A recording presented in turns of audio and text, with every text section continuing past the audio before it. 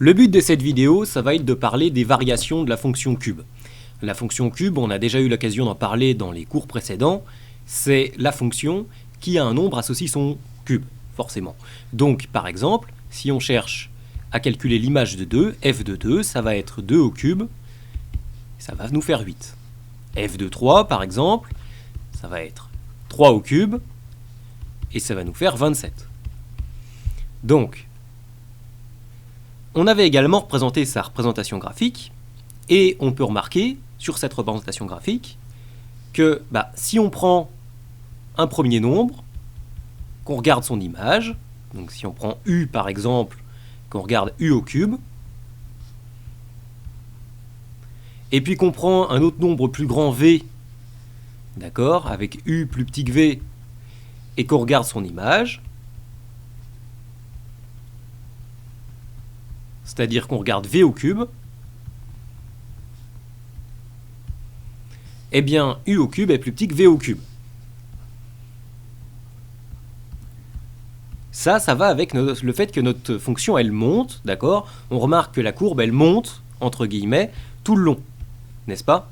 Et donc ça va nous indiquer, on le prouvera dans un prochain chapitre, je veux dire, on le prouvera formellement que si u est plus petit que v, u au cube est plus petit que v au cube, mais essentiellement, on sait dès à présent, en regardant la courbe, que la fonction cube, elle est croissante.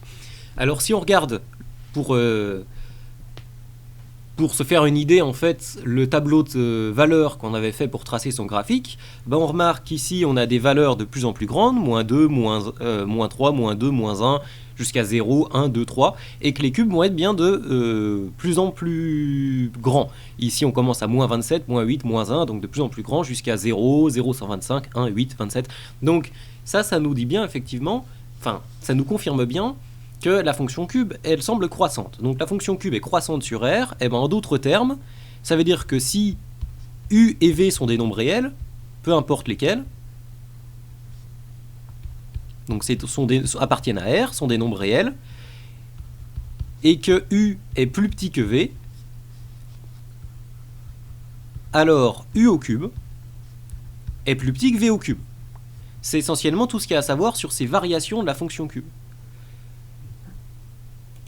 On va résumer ça dans un tableau de variation